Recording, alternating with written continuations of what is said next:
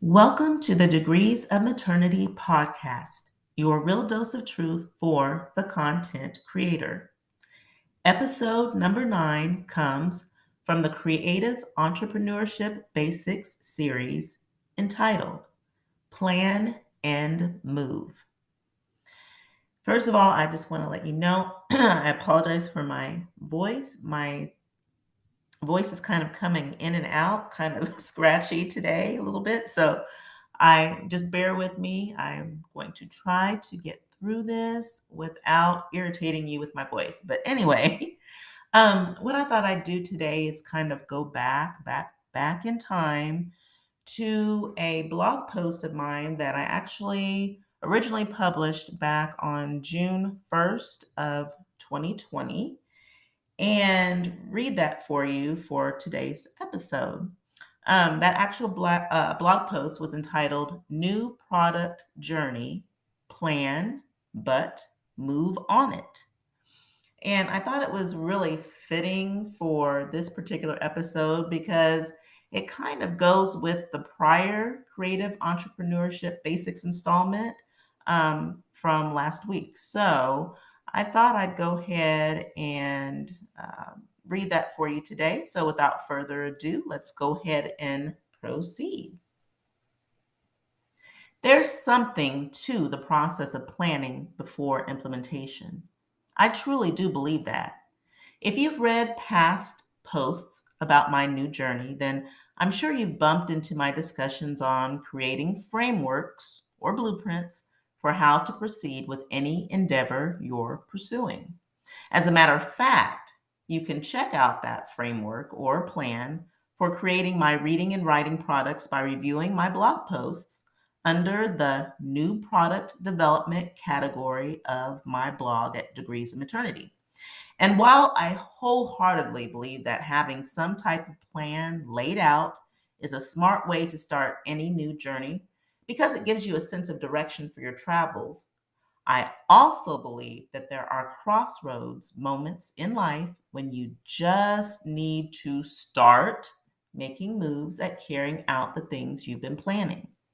So often, I think the passing of time with no real action has extinguished the fire or passion burning from within the individual who had a mission in mind. And I'm not saying that there was no action at all, because planning is action in and of itself. I'm simply just saying that no measurable moves toward the goal were achieved.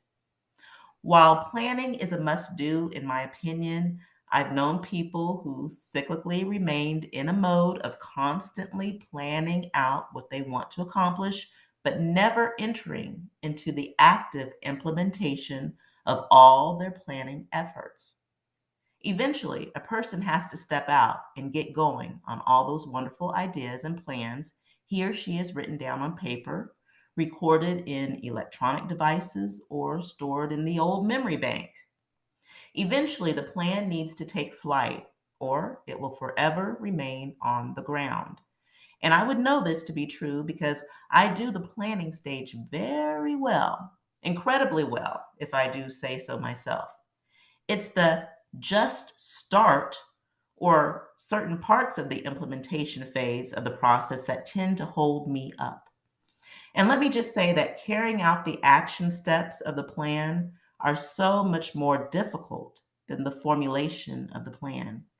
I don't think many people would argue with this statement, but acknowledging this realization doesn't negate the fact that you have to act in order to accomplish goals in life. You have to find a time when you can temporarily stop the planning in order to actually get things done. At least that's what I'm learning as I travel on this new product journey and all of the other content creation journeys I continue to move along. I've learned to look at the two parts of this life puzzle as partners that work hand in hand with each other instead of working mutually exclusive of one another. And here's what I mean. The two pieces of the puzzle to my life's works in progress are number one, the planning stage, and number two, the implementation phase. Personally, I need both consistently working together throughout my journeys.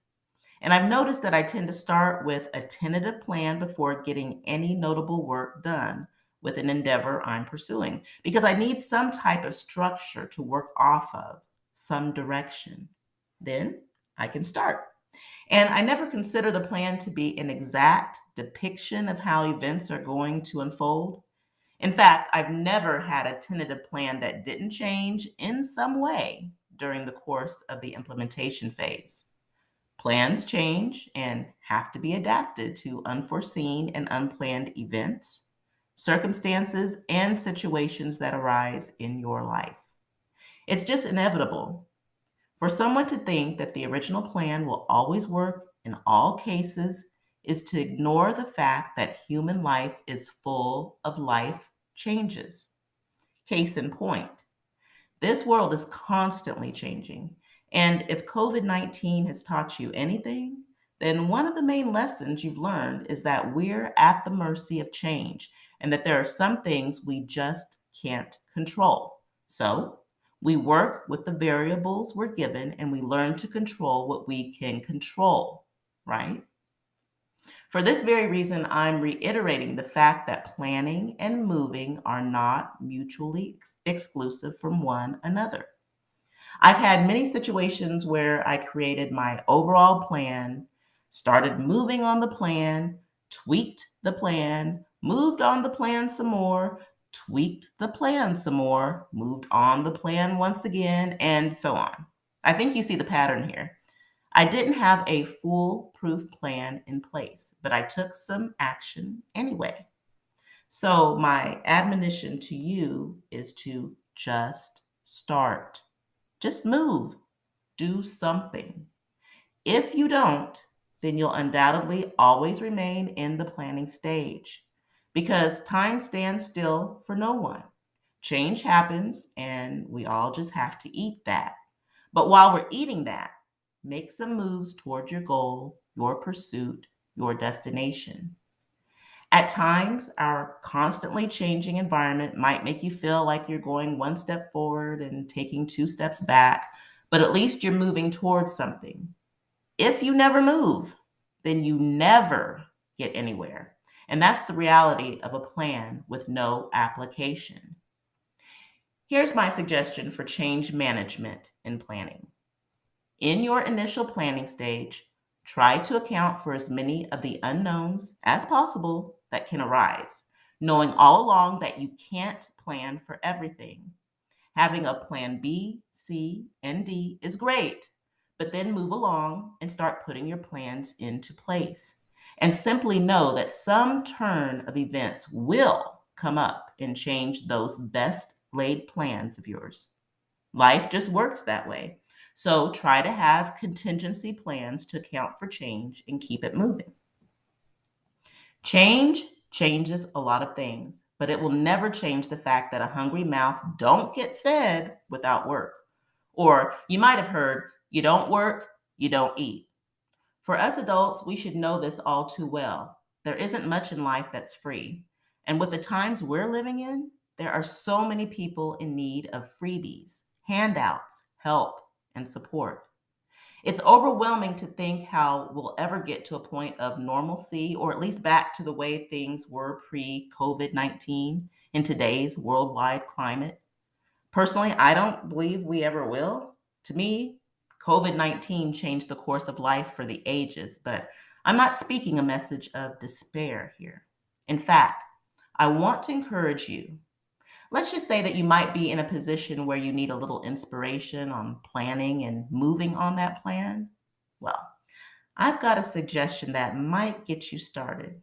Actually, it's somewhat of a call to action of hopeful possibilities because we live in a world where so many are in need. Here's what I propose: use your talents, knowledge, skills, abilities, and gifts and figure out what type of journey you can plan for and start on. An endeavor that will help a fellow human being. And you don't even have to look at it from the overwhelming standpoint of a worldwide view. Start with what you can do in your household, for your family and friends, in your neighborhood and community. Then, if you need more of a challenge, think of what journey you can take to benefit your city, your state, your country, your world. I bet you can come up with a nice sized list of possibilities. Great ideas, even. And you know what? Every promising plan starts with a great idea. And guess what else? Every great process, product, service, and movement was created with a flexible plan that was implemented. So, what are you waiting for?